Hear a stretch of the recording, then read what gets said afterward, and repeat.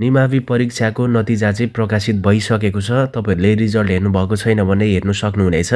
Result कसरी हेर्ने त म तपाईहरुलाई त्यसको बारेमा सिकाउने छु।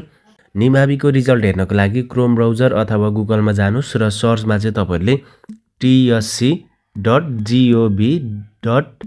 लेखेर सर्च गर्नुस्। र यो सर्च गर्नु भएपछि यहाँनेर TSC को अफिसियल वेबसाइट ओपन हुनेछ। त्यसपछि थोरै तल स्क्रोल गर्दै जानुस्। यसरी स्क्रोल गर्दै यहाँ तल तपाईले सूचनामा पाउनुहुनेछ। यो नतिजामा क्लिक गर्दा पनि हुन्छ नभए सूचनामै पनि हुन्छ। यहाँनेर तपाईहरुले चाहिँ प्रदेश अनुसारले हेर्नुपर्ने हुन्छ। आफ्नो प्रदेश कुन हो त्यही अनुसारले। जस्तै यहाँनेर सबै पढ्नु होला। यो सुदूरपश्चिम प्रदेशको रहेको छ। यहाँनेर क्लिक गर्ने। तपाईहरु यदि सुदूरपश्चिम प्रदेशमा पर्नुहुन्छ भने यहाँ क्लिक गरेर हेर्ने र कर्णाली प्रदेशमा पर्नुहुन्छ भने यहाँ क्लिक गर्ने। लुम्बिनी प्रदेशमा पर्नुहुन्छ भने यहाँ क्लिक गर्ने र गण्डकी प्रदेशकोहरुले यहाँ क्लिक गर्ने र त्यसैगरी बागमती प्रदेशकोहरुले यहाँ क्लिक गर्ने, मध्य प्रदेशकोले यहाँ क्लिक गर्ने, कोशी प्रदेशकोले यहाँ क्लिक गर्ने। सो यहाँ म चाहिँ कोशी प्रदेशको हेर्न लागेको छु। तपाईहरुले सेम तरिकाबाट अरु प्रदेशको पनि हेर्न सक्नुहुनेछ। जस्तै यहाँनेर कोशी प्रदेशको रहेछ, मैले यहाँ क्लिक गरे। यसरी तपाईले क्लिक गर्नुपर्ने हुन्छ। त्यसपछि क्लिक गर्नुबित्तिकै तल जानुपर्ने हुन्छ।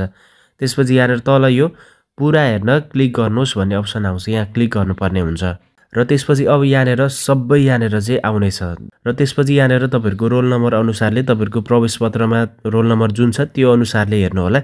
यहाँनेर दिएको रोल नम्बरहरु जति सबै यहाँनेर पास आउट भएकोहरु हो।